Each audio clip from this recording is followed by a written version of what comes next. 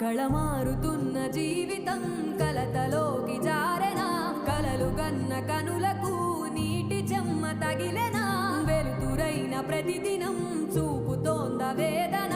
అందమైన బతుకున అలజడి చలరేగెనా ఏమిటి నీ పాపం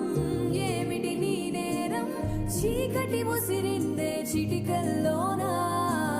తీరదు నీ శోకం మార